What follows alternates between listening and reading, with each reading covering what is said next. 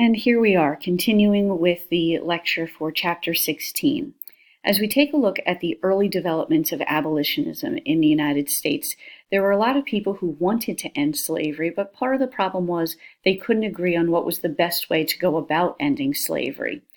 And so there are a lot of ideas that are tossed around. Should we abolish slavery right now and have everybody walk away from it? Should we abolish slavery gradually over a period of 10 to 20 years? Should we abolish slavery and pay slave owners? Should we pay slaves? There's so many different ideas, and one of them that was talked about was recolonization.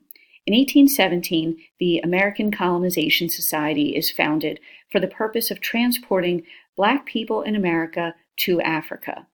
And in 1822, the Republic of Liberia, which we see right here is a country on the western coast of Africa, is founded as a place for people to go if they wanted to actually do this. They believed that slavery was evil and they pushed for the gradual emancipation.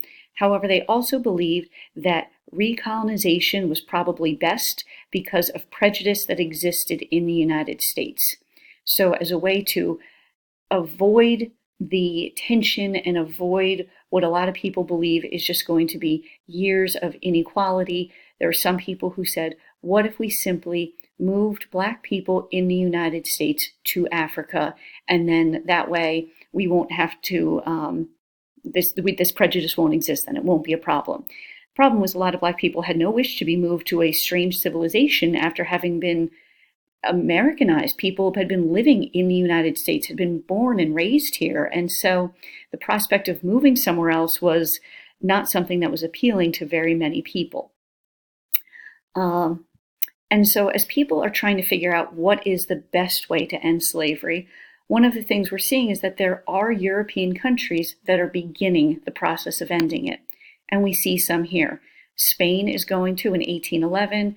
Britain by 1833 is announcing gradual emancipation of slaves, and they will pay slave owners as compensation. France gets on board, and as we're sneaking up to the Civil War, Portugal also is going to abolish slavery within its colonies. So where is the United States? Like I said, it's just the start of European nations, but there is this pressure. There's this growing abolition movement within the United States. And there are some abolitionists who are really quite radical. And perhaps the most radical of them all is Mr. William Lloyd Garrison. William Lloyd Garrison is going to be known for publishing a newspaper that is known as The Liberator. He starts publishing this in 1831, and in this newspaper, William Lloyd Garrison calls for the immediate and unconditional emancipation of slaves. He is completely uncompromising, as we see on the quote here, and in many ways that makes him this very clear, obvious leader within the movement. However, because he is so uncompromising, that does end up costing him some followers. He's unappealing in some ways. He seems really concerned with being right about this is the thing that we must do. And while he's correct, there's also the reality of, well, how do you do it? And if you are not going to work with the other side at all, if you're not willing to talk about how are we going to end slavery, how can we both get out of this situation, you're going to have a difficult time making progress. And that's one of the difficulties for William Lloyd Garrison. He is right, and if you disagree with him, how dare you? I mean, he even goes so far as to call for secession of the northern states to get away from the slave South, which, if you think about it, how is that actually going to help? That is not going to end slavery at all. You're simply allowing it to go on somewhere else. So his calls for secession and his sometimes denouncing of the Constitution, which legally does protect slave owners' right to own property, which legally slaves are property, that is going to lose him some followers. There are others who are involved in the abolition movement, such as the woman we're seeing here, who's born with the name Isabella Baumfree.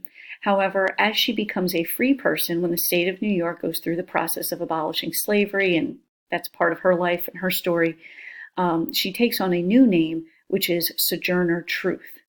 Sojourner Truth begins she takes on this role as being part of the reform movement. And she's involved not only in abolition, but she also really pushes for the better treatment of women, for women's rights. She is someone who gives these public speeches where she talks about, as a slave, she could work as hard as a man and take the lash like a man. So now that she's a free person, why is she being treated differently because she's a woman? So she's involved in both abolition as well as women's rights, which, remember, those are the two that really do seem to marry well together. But perhaps the most well-known, the greatest of all of the Black abolitionists, who was a wonderful public speaker, was Frederick Douglass. Frederick Douglass is born a slave in Maryland, and he is going to successfully run away. After he runs away, he writes about his experience as a slave. And in many ways, he is going to be better than Garrison, because while William Lloyd Garrison wants to be right about slavery, Frederick Douglass also understands that you increasingly have to look to politics to solve the slavery problem. There has to be a realistic way that the United States can get out of slavery, and the government is going to be involved, so you have to sit and talk with the government. And Frederick Douglass seems to understand that aspect. And part of the government is going to be dealing with the South. The South has made a lot of money on slavery, and they have committed to cotton as their number one crop, and it is going so well for them. So to say to the South, you need to change that, it's going to be a hard sell. You've got to convince them that this is something they should do. And if we think about it, the amazing thing is the South used to have anti-slavery groups, but realistically, by the 1830s, they're gone. Virginia had even discussed the emancipation as late as 1832. So there was this feeling in the South that we should perhaps talk about how to best get rid of slavery. However, as time goes on, you hear less and less of that. And slave states actually begin to make stricter slave codes, and Southerners begin to organize a campaign talking about slavery's positive goods. You begin hearing Southern slave supporters talking about how masters are going to teach religion to their slaves and treat them well and give them happy lives. And at least it's not like those poor people in the North, the wage slaves, who have to work inside all of the time. And the workers of the North are pushed so hard by factory life, and kids are working in the factories, and women are working in the factories. So there's very much this attitude coming from the South of, you've got your own problems in the North, and maybe our way is not the way you do it in the North, but our way is not necessarily worse than yours. So as we continue to see how the South is dealing with this growing abolition movement, one other aspect is going to be an 1836 gag resolution that is passed in Congress. Believing that anti-slavery petitions and pamphlets were igniting slave rebellions, some people wanted to squash the option of that part of free speech, of protesting against slavery. So Southern members of the House pass a bill requiring all anti-slavery appeals to be tabled without debate. So that whole idea that you can petition the government with complaints seems to go away with this. Another example is in 1835, Congress ordered Southern postmasters not to deliver anti-slavery mail.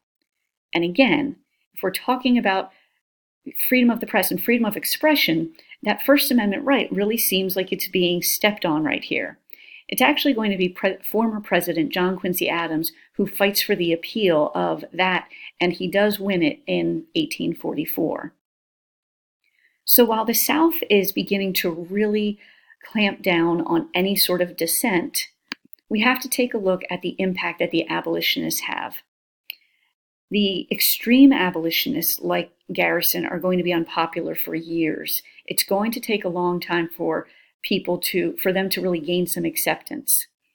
There had been a lot of people who had been raised to believe that we have to compromise on slavery for the idea of the Union, and so the abolitionists are kind of out of touch because they don't understand the importance of compromising with the South. And economically speaking, the North relied a lot on the South. So the abolitionists who are kind of stirring the pot here and making some trouble, the Southerners owe Northern banks $300 million. If the United States falls apart, what happens to that money? There was that concern of, okay, we agree slavery is wrong, but there's also the financial part. The Northern mills that use Southern cotton, they don't want that to go away. And people are responding with violence when their views of social order and hierarchy are threatened. Abolitionists early on failed to convert many Americans. It is hard to dislodge the racism of the time, and it takes a long time, but one of the things that these abolitionists are doing is they are bringing slavery to the forefront of discussion, because while the United States has been trying to figure it out, or avoiding, or compromising, or just really trying to keep the United States united, the abolitionists are forcing the discussion that needs to happen, and ultimately that discussion will erupt in the Civil War. And that is the end of the second part of our lecture here on Chapter 16.